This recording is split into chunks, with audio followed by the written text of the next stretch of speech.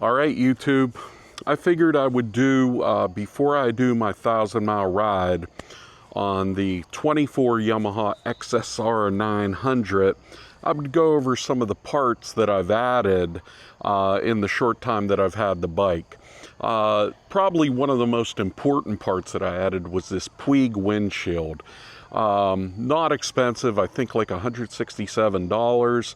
And it really provides good wind blast protection at high speeds. And I think it kind of fits the overall look of the bike. It's something that I really like.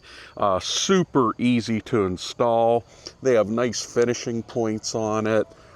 And overall, I think the Puig windshield's worked out.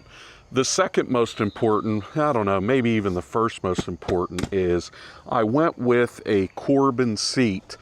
And part of the reason is the stock seat's good for about an hour for me. And after an hour, I was like done. So I ended up going with a Corbin seat. All told, leather top, black stitching, vinyl on the sides. Just wanted something that looked, you know, I didn't really want any colors in it or colored stitching, and I even had them do the Corbin name in black. And I think it fits the bike, but here's what I know. I can sit on this bike now 4 or 5 hours, no problem. It's just so comfortable. The other thing, just for general protection, I got the fork sliders. Those are from Evotech Performance. I got the frame sliders. Also Evotech, I got those from SR Moto. And on the back, I have a paddock stand. So I got the spindles for that, and again, the sliders on the back. I did the Yoshimura Tell Tidy kit. Came in a couple days, super easy to install. No problem at all. Probably the biggest thing, the most expensive thing that I added was the Yoshimura AT2 stainless steel exhaust system. Also very straightforward, very easy to install. The thing about the Yoshimura is it's welded all the way up from the headers all the way back to where the can goes on. And all I had to do was put the O2 sensor into it, and I mean, that thing only took me, maybe an hour, and it was really straightforward and easy to install. Now, of course, because I put the exhaust on, my favorite update to this motorcycle, and I mean my favorite, is underneath the tank, and that would be the ECU flash from V-Cycle Nut. And I know there's 100 videos out there about what David does at V-Cycle Nut, but I am here to tell you, this transformed my motorcycle. It was kind of a little bit flat in first and second gear, and I mentioned that even when I test rode it. But my goodness, that's all gone. There's no, he reduced the engine braking on it. Modes 1, 2, and 3 are full power now. Took off the limiters at the high end. And even when I'm cruising, like in 5th and 6th gear, there's less vibrations. I mean, it really is impressive. The other piece of kit that I put on this was this device. And that's part of the reason for the video today, is a company named AOC. I know it doesn't look that way, but that's how it's pronounced, AOC. They sent me this Apple CarPlay, Android Auto, 2 dash cams, tire pressure sensor monitors, all in this one unit. And you can see that the unit really works well. All I did was I hooked it up under the seat. Now, having worked on motorcycles a lot, I ended up using something called a Heeltech Thunderbox to be my circuitry for any add-ons that I add. That way I can just plug them right in, and it also provides protection to the circuitry. But Heeltech Thunderbox, excellent product. As you can see, in that short time, already my Apple CarPlay came up, and the screen is really bright during the day. I've had no problem reading it. At night, I can actually go into the main menu, and if I want, I can go into settings, and I can go to the brightness, and I can turn it down for night mode, or I can crank it up for day mode. Hooking up the Bluetooth was one button. Looked on my phone, there was the Bluetooth device. And here's an important thing about this device. When I first started motorcycling, I bought some cheaper Apple CarPlay devices, and the way they worked is your phone would connect to them, and then your headset would connect to this device, and it was kind of like the main switch to handle everything. And I didn't like that, because if this glitched out, then I couldn't hear my phone through my Pack Talk and so on and so forth. The way this works is it simply uses one Bluetooth connection, Apple CarPlay. If I turn it off, I still have my phone through my Pack Talk, which I love. I think that's a better way to do things. The main reason, why did you get this, RJ? You know, it looks kind of big on the bike, but you guys got to remember, I'm a little older, and I actually like that I can see all the text very easily. If I go to my settings button in Apple CarPlay, I can actually read that text while I'm riding. So they do have different sizes. This is actually the 6-inch, and I'll put the model in the description of the exact model.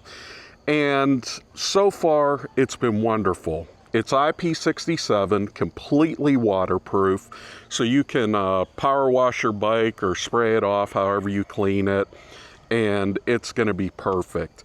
Again, probably the main reason that I buy this device, it's for this.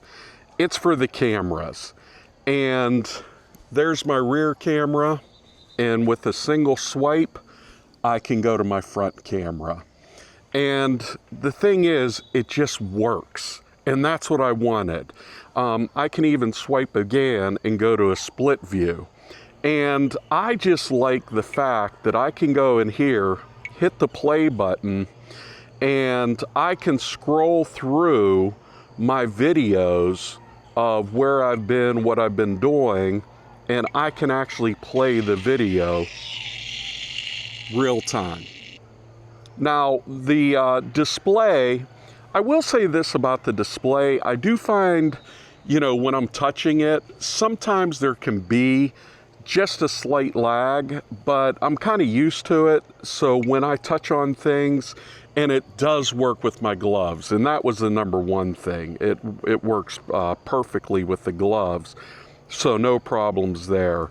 So I have front, rear dash cam, and this will actually record for weeks. So if there is footage you want to go back to, you can get it. You'll see that this green light blinking, that gives you visual confirmation that you know that you're recording. So there's never that wondering game, oh, is my camera on? Am I recording this? You know by the blinking green light that you are good to go. Also, another point about this AOC, this C6 model, is this is something cool. On my cheaper one that I put on my Tiger, there were wires going into this remote control, but this is held on by a single bolt that where your mirrors, if you had mirrors here, or your clutch lever, single bolt, and I can use this with my thumb. So sometimes your gloves, you know, if they're wet or whatever, I can go into here, just touch that button, and it's going to go right to my camera view. I can also take a picture. So if there's something that I want to snap a picture of, I can take a picture of it. And then I can also just click the play button, start my music up, it's coming through, I can stop my music, and then of course I can hit the go back button that gets me right back into my CarPlay. So overall, I am very pleased with this motorcycle. Why don't we take a minute and I will actually let you listen to the Yoshimura and see what you think about how it sounds.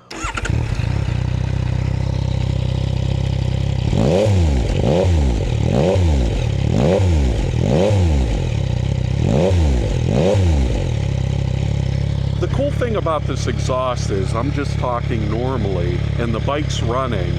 It's not obnoxiously loud. It's not like I'm gonna bother my neighbors right now starting up my motorcycle. Now, if I put it in first gear and take it to redline, yeah, that's gonna be annoying.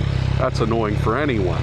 However, the Yoshimura is under 70 decibels as we're just standing here. And it's very similar to the stock exhaust. However, when you're ripping, you hear it and you know it. And that's what I like. So it's kind of like if I want to hear the exhaust, I give it a lot of gas. If I don't want to hear the exhaust, I just upshift. You can go right through town and it's like you're just stock. So very, very, very pleased with the Yosh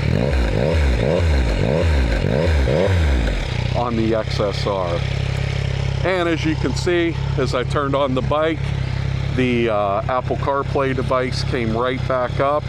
I have it mounted. They give you all the mounting brackets. They give you the front camera, the rear camera, which I mounted there.